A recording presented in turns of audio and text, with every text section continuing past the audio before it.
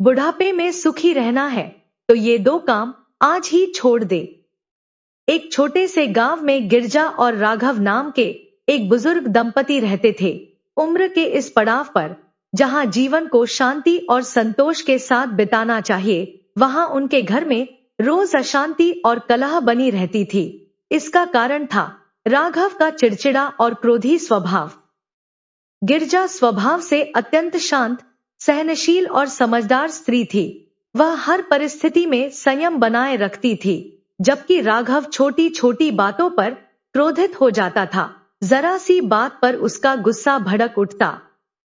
कभी सब्जी में नमक थोड़ा कम या ज्यादा हो जाता, कभी रोटी ठीक से नहीं बनी तो वह क्रोध में थाली तक फेंक देता। गिरजा बार बार उसे समझाने का प्रयास करती, इस उम्र में इतना क्रोध ठीक नहीं है। इससे ना शरीर को शांति मिलती है, ना घर में सुख रहता है। लेकिन राघव उसकी बातों को अनसुना कर देता। उसके इस व्यवहार से पूरा परिवार त्रस्त था। घर का वातावरण हमेशा तनाव से भरा रहता, रोज रोज झगड़े होते और शांति कहीं खोसी गई थी। राघव और उसका परिवार कबीर पंथ के अनुयायी थे। घर के सभी सदस्य नियमित रूप से कबीर दास जी के सत्संग में जाया करते थे, लेकिन राघव कभी साथ नहीं जाता था। एक दिन पड़ोस की एक महिला ने गिरजा से कहा, तुम राघव को भी कबीर साहब के सत्संग में ले जाया करो। संभव है संतों की वाणी सुनकर उनके स्वभाव में परिवर्तन आ जाए। गिरजा को यह बात उचित लगी। उसने घर वालों से इस विषय में चर्चा की और कहा, अगर रोज के झगड़ों से मुक्ति चाहिए और घर में शांति चाहिए तो हमें राघव को भी संत कबीर दास जी के पास ले जाना चाहिए। शायद वहीं कोई समाधान मिले। काफी समझाने के बाद एक दिन परिवार के लोग राघव को लेकर कबीर दास जी के पास पहुंचे। कहते हैं, संतों को कुछ कहने की आवश्यकता नहीं होती, वे बिना बताए ही सब समझ लेते हैं। कबीर दास जी ने उन्हें देखते ही जान लिया कि ये लोग घर की अशांति से परेशान होकर शांति की खोज में आए हैं। उन्होंने यह भी समझ लिया कि उस अशांति की जड़ क्या है और समाधान कहाँ छिपा है। जब पूरा परिवार वहां पहुंचा तब दोपहर का समय था। चारों ओर तेज धूप फैली हुई थी। सभी लोगों ने श्रद्धा के साथ कबीर दास जी को प्रणाम किया और उनके सामने शांति से बैठ गए। उस समय कबीर दास जी अपनी कुटिया में बैठे कुछ लिखवा रहे थे। उनकी धर्म पत्नी का नाम माता लोई था। अचानक कबीर दास जी ने शांत स्वर में कहा, लोई, जरा दीपक जलाकर ले आओ, मुझे कुछ खोजना है। यह सुनकर वहां बैठे बुजुर्ग राघव के मन में आश्चर्य की लहर दौड़ गई। वह सोचने लगा, दोपहर का समय है, सूरज पूरी तरह चमक रहा है, चारों ओर उजाला ही उजाला है, फिर दीपक मंगाने की क्या आवश्यकता। उसके मन में विचार आया कि या तो यह महात्मा मूर्ख है या फिर सचमुच पागल। इतनी तेज धूप में दीपक जलाना कैसी अजीब बात है। वह मन ही मन कबीर दास जी पर व्यंग्य करने लगा। तभी माता लोई जलता हुआ दीपक लेकर आईं। उन्होंने बिना कोई प्रश्न किए चुपचाप दीपक कबीर दास जी के पास रख दिया और फिर भीतर चली गईं। यह दृश्य देखकर राघव और अधिक उलझन में पड़ गया।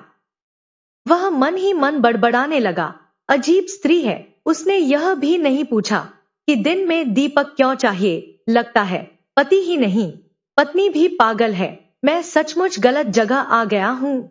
यह तो पागलों की बस्ती है। उसके मन में एक के बाद एक प्रश्न उठ रहे थे। जो स्वयं ऐसा व्यवहार करता हो, वह मेरे घर में शांति कैसे लाएगा।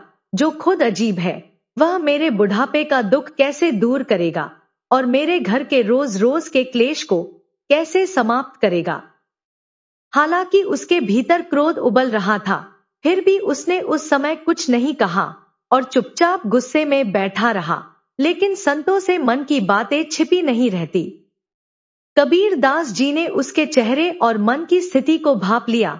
वे समझ गए कि यह व्यक्ति भीतर ही भीतर क्रोध से तिलमिला रहा है और उन्हें तथा उनकी पत्नी को पागल समझ रहा है।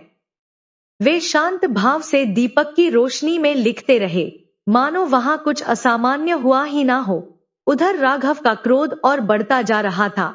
वह बड़बड़ाते हुए अपने बच्चों से कहने लगा, अब हद हो गई।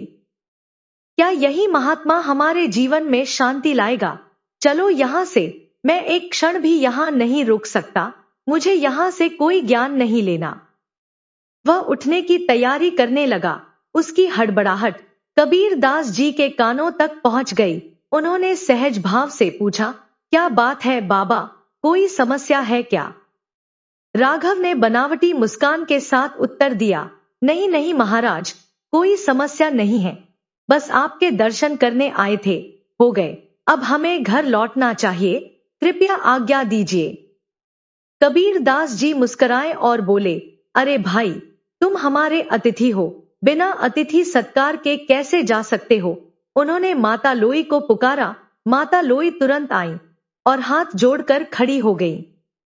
कबीर दास जी ने कहा, ये बाबा जल्दी में है, जाने की बात कर रहे हैं, जरा 2 गिलास दूध ले आओ। राघव ने तुरंत मना किया, नहीं महाराज, घर से भोजन करके आए हैं, दूध की कोई आवश्यकता नहीं है। पर कबीर दास जी ने स्नेह पूर्वक कहा, पहली बार हमारी कुटिया में आए हो, बिना कुछ ग्रहण किए जाना उचित नहीं। राघव चुप हो गया। माता लोई बिना कुछ पूछे, बिना कोई तर्क किए भीतर गई और थोड़ी ही देर में 2 गिलास दूध लेकर आ गई। कबीर दास जी ने 1 गिलास राघव को दिया और दूसरा स्वयं लेने लगे। जैसे ही राघव ने दूध की एक घूंट ली, उसका मन मिचला गया। दूध इतना कड़वा था कि उल्टी होने जैसी स्थिति आ गई, उसमें नमक ही नमक था। उसका मन हुआ कि गिलास फेंक दे, जैसे वह अपने घर में करता आया था। कभी सब्जी तेज हो जाए तो थाली फेंक देता, कभी नमक अधिक हो जाए तो क्रोध में बर्तन उछाल देता। उसने गुस्से से कबीर दास जी की ओर देखा, लेकिन कबीर दास जी बड़े सहज भाव से दूध पी रहे थे। उनके चेहरे पर ना कोई शिकन थी, ना असंतोष का कोई भाव। राघव का तन जल उठा, मन ही मन बोला, आज कहाँ ये लोग मुझे ले आए हैं, यह तो सचमुच पागल आदमी है। उसने गिलास एक और रख दिया और बोला, महाराज, अहोभाग्य, अब हम चलते हैं। कबीर दास जी ने शांत स्वर में कहा, शायद तुम कोई समस्या लेकर आए थे, तुमने अपने आने का कारण बताया ही नहीं, ऐसे कैसे जा सकते हो? राघव झुंझलाकर बोला, महाराज छोड़िए, आप क्या समाधान निकालेंगे, आए तो हम समस्या लेकर ही थे, लेकिन अब सब देख लिया, यह आपके बस की बात नहीं है। कबीर दास जी ने फिर भी धैर्य नहीं छोड़ा, जब समस्या लेकर आए थे तो बताने में क्या हर्ज है, शायद कोई उपाय निकल आए। काफी आग्रह के बाद राघव बोला, चलो पूछ ही लेता हूँ, वैसे भी मुझे नहीं लगता कि मेरे प्रश्न का कोई हल आपके पास होगा। फिर उसने कहा, मेरे घर में कोई मेरी इज्जत नहीं करता, सब मुझे हीन दृष्टि से देखते हैं, कोई मेरी बात नहीं मानता, सब अपनी अपनी में लगे रहते हैं। मेरे घर में हर समय क्लेश और अशांति बनी रहती है, मैं अपने घर में शांति और समृद्धि चाहता। राघव ने तीखे स्वर में कहा, इसी कारण मैं आपके पास आया था, लेकिन आपकी इन हरकतों को देखकर अब मुझे पूरा विश्वास हो गया है कि आप मेरी समस्या का कोई समाधान नहीं कर सकते। मेरे घर में शांति लाने के लिए आप कुछ भी नहीं कर पाएंगे। कबीर दास जी यह सुनकर मुस्कुरा दिए, शांत स्वर में बोले, हम जानते हैं कि तुम्हारे घर में अशांति और क्लेश क्यों है, और हम तुम्हें उसका समाधान भी बता चुके हैं, बस तुम अभी तक उसे समझ नहीं पाए। यह सुनकर राघव चौंक गया, अद्भुत है महाराज, समाधान बता दिया, जब से हम यहाँ आए हैं आपने तो एक शब्द तक नहीं कहा, फिर समाधान कैसे दे दिया? कबीर दास जी बोले, ध्यान से याद करो, जब तुम यहाँ आए थे तब हमने अपनी पत्नी से जलता हुआ दीपक मंगाया था, दोपहर के समय। राघव ने कहा, हाँ यह तो सच है। कबीर दास जी बोले, हमारी पत्नी ने बिना कोई प्रश्न किए, बिना तर्क दिए तुरंत हमारी आज्ञा का पालन किया। उसने यह नहीं पूछा कि दोपहर में दीपक क्यों चाहिए, ना विरोध किया ना प्रतिकार, बस वही किया जो कहा गया। राघव ने कहा, हाँ महाराज, यही बात मुझे सबसे अधिक अजीब लगी थी। कबीर दास जी आगे बोले, इसके बाद हमने दूध मंगाया, हमें पहले से पता था कि दूध में शक्कर के स्थान पर बहुत सारा नमक पड़ गया है। दूध अत्यंत कड़वा था, इतना कि तुमसे पिया तक नहीं गया, पर तुमने देखा हमने उस दूध को भी चुपचाप प्रेम से पी लिया। पता है क्यों? जिस तरह हमारी पत्नी ने दीपक लाते समय कोई सवाल नहीं किया, उसी तरह हमें भी यह अधिकार नहीं था कि हम दूध कड़वा होने पर प्रश्न करें। उसने आज्ञा का पालन अपना धर्म समझा और हमने भी उसे स्वीकार करना अपना धर्म समझा। कबीर दास जी बोले, जहां पत्नी ने प्रतिकार नहीं किया, वहां पति ने भी प्रतिकार नहीं किया। यही दाम्पत्य का संतुलन है।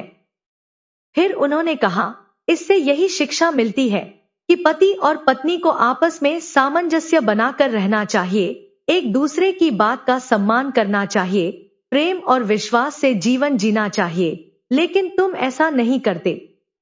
कबीर दास जी ने आगे समझाया, गलती सबसे हो जाती है। आज गलती से दूध में नमक पड़ गया, हमने उसे स्वीकार किया, बिना क्रोध, बिना प्रश्न, बिना अपमान के। लेकिन तुम क्या करते हो? जरा सा स्वाद बिगड़ जाए तो थाली फेंक देते हो, क्रोध करते हो। उन्होंने गंभीर स्वर में कहा, यही तुम्हारे घर की अशांति का कारण है। तुम दो बातों से अत्यंत परेशान रहते हो और वही तुम्हारे घर में क्लेश पैदा करती है। राघव ध्यान से सुन रहा था। कबीर दास जी बोले, जो व्यक्ति बुढ़ापे में इन दो बातों का त्याग कर देता है, वही वास्तव में सुखी रहता है। ये दो बातें हैं, स्वाद और गाली। यदि बुढ़ापे में स्वाद की जिद और कटुवाणी को छोड़ दिया जाए तो घर में अपने आप शांति आ जाती है और जीवन चैन से बीतता है।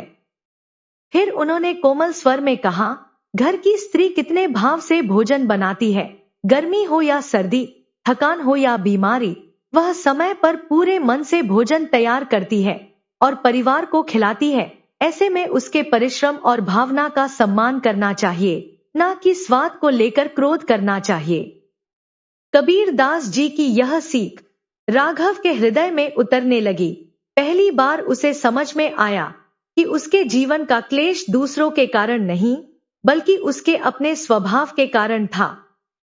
उन्होंने स्नेह से समझाया, जिस स्त्री ने, चाहे वह पत्नी हो या पुत्रवधू, इतने परिश्रम, भावना और प्रेम से भोजन बनाया है, हमारा धर्म है कि हम उसे स्वीकार करें।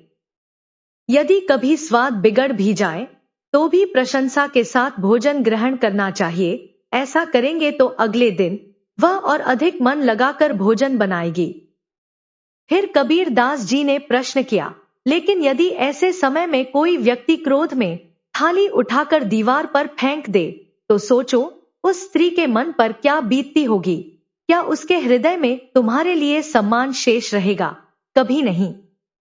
उन्होंने दृढ़ स्वर में कहा, यह केवल भोजन का नहीं, बल्कि स्त्री और अन्न दोनों का अपमान है। और जहां भोजन तथा स्त्री का अपमान होता है, वहां से माता लक्ष्मी और सुख शांति दोनों ही पलायन कर जाती हैं। इसलिए ऐसा व्यवहार कभी भी नहीं करना चाहिए। कबीर दास जी बोले, इसीलिए मैं बार बार कहता हूं, स्वाद और गाली, इन दोनों का त्याग कर दो। जो भी भोजन मिले उसे भगवान का प्रसाद समझकर ग्रहण करो। ऐसा करोगे तो बुढ़ापे में कोई कष्ट नहीं होगा। स्वाद की जिद और कटुवाणी, ये दोनों ही बुढ़ापे में अत्यंत दुखदायी होती है। अब राघव की आंखें खुल चुकी थी। उसे स्पष्ट समझ में आ गया था कि उसके घर की अशांति का वास्तविक कारण क्या है। वह तुरंत दोनों हाथ जोड़कर खड़ा हो गया और कबीर दास जी से बोला, महाराज, मैं अज्ञानी हूं। पता नहीं मैंने आपके बारे में क्या क्या अनुचित विचार कर लिए। मैंने जो कठोर वचन कहे उसके लिए मुझे क्षमा करें। आज से मैं ऐसा व्यवहार कभी नहीं करूंगा। कबीर दास जी ने करुणा से उसे क्षमा कर दिया और कहा, यही और इसी क्षण संकल्प लो कि स्वाद और गाली को आज से यही छोड़कर जाओगे। राघव ने श्रद्धा से कहा, मैं आज से ही इन दोनों का त्याग करता हूं। तब कबीर दास जी बोले, अब सुनो, यदि बुढ़ापे में सचमुच सुखी रहना चाहते हो तो केवल दो चीजें छोड़ना ही नहीं, बल्कि तीन चीजों को जीवन भर अपने साथ रखना भी आवश्यक है। इनका साथ रहेगा तो बुढ़ापे में कभी कष्ट नहीं होगा। राघव ने विनम्रता से पूछा, महाराज, वे 3 चीजें कौन सी हैं? कृपा करके बताइए। कबीर दास जी बोले, जिसका जीवन अनुशासित होता है, सफलता स्वयं उसके द्वार पर आकर दस्तक देती है। मनुष्य का जीवन तभी सार्थक बनता है जब वह अपने कर्तव्यों और जिम्मेदारियों के बीच संतुलन बनाए रखता है। उन्होंने आगे कहा, बुढ़ापा जीवन का वह पड़ाव है जहां हर व्यक्ति सुख और विश्राम चाहता है, लेकिन इस अवस्था में सुख पाने के लिए व्यक्ति को जीवन भर 3 बातों का साथ नहीं छोड़ना चाहिए। इन्हें समझना अत्यंत आवश्यक है। फिर उन्होंने पहली बात बताते हुए कहा, पहली बात, धन का सदुपयोग। धन वह चीज है जो अपनों और परायों के बीच का अंतर स्पष्ट कर देती है। जब तक धन साथ देता है, तब तक रिश्ते, नाते और सम्मान सब बने रहते हैं। लेकिन जब धन का अभाव हो जाता है, तो अपने भी साथ छोड़ने लगते हैं। और यह पीड़ा तब और अधिक बढ़ जाती है जब व्यक्ति ढलती उम्र में होता है। इसलिए महापुरुषों ने कहा है, बुढ़ापे की शांति का आधार केवल धन नहीं, बल्कि धन का विवेकपूर्ण और संयमित उपयोग है। कबीर दास जी ने आगे समझाते हुए कहा, धन का सदा सदुपयोग करना चाहिए। यदि जीवन भर थोड़ी थोड़ी बचत की जाए, तो बुढ़ापे में किसी के सामने हाथ फैलाने की नौबत नहीं आती। लेकिन यह भी ध्यान रखना चाहिए कि पूरे धन पर कुंडली मारकर बैठ जाना भी बुढ़ापे में दुखदायी होता है। धन का उद्देश्य केवल संग्रह नहीं, बल्कि विवेकपूर्ण उपयोग है। फिर उन्होंने दूसरी बात बताई, अनुशासन। अनुशासन और नियमित अभ्यास से ही आत्मविश्वास जन्म लेता है। जो लोग अपने हर काम को समय पर करते हैं, अपनी दिनचर्या को अनुशासित ढंग से जीते हैं, उन्हें कभी किसी पर निर्भर नहीं होना पड़ता। ऐसे लोग अपने लक्ष्यों को अवश्य प्राप्त करते हैं। कबीर दास जी बोले, यदि व्यक्ति शुरुआत से ही अपने कार्य सही समय और सही विधि से करने की आदत बना ले, तो उसे बुढ़ापे में किसी प्रकार की कठिनाई नहीं होती। समय पर सोना जागना, ऋतु के अनुसार भोजन करना, नियमित व्यायाम करना और हर कार्य निश्चित समय पर करना, ये सब अच्छी सेहत और शांत जीवन के लिए अत्यंत आवश्यक है। अनुशासन का साथ कभी नहीं छोड़ना चाहिए। उन्होंने एक सुंदर बात कही, कहते हैं, जिनमें अकेले और अनुशासन के साथ चलने का साहस होता है, एक दिन उनके पीछे स्वयं काफिले चल पड़ते हैं। इसके बाद कबीर दास जी ने तीसरी बात बताई, मददगार बनना। जब व्यक्ति निस्वार्थ भावना से दूसरों की सहायता करता है, तो वह जीवन में कभी उदास या परेशान नहीं रहता।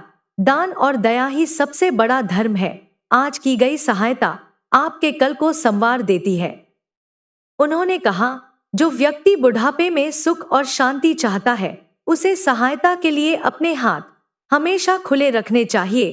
कबीर दास जी की यह वाणी सुनकर बुजुर्ग राघव बुढ़ापे में सुखी रहने का मूल मंत्र समझ चुका था। उसके मन का अंधकार दूर हो गया था। वह अत्यंत प्रसन्न हुआ और हृदय से आभार व्यक्त कर अपने घर लौट आया। उसने कबीर दास जी की सीख को अपने जीवन का आधार बना लिया। कुछ ही समय में उसके स्वभाव में परिवर्तन आने लगा। क्रोध और कटुता की जगह संयम और प्रेम ने ले ली। परिणामस्वरूप उसके घर में फिर से सुख शांति लौट आई और उसका बुढ़ापा चैन और संतोष के साथ बीतने लगा। यही इस कथा का संदेश है। स्वाद और गाली का त्याग और धन का सदुपयोग, अनुशासन तथा निस्वार्थ सेवा का साथ, यही बुढ़ापे को सुखमय बनाता है। मित्रों, यदि यह कथा आपको अच्छी लगी हो तो वीडियो को लाइक और शेयर करें और ऐसे ही प्रेरणादायक वीडियो देखने के लिए हमारे चैनल को सब्सक्राइब जरूर करें। धन्यवाद।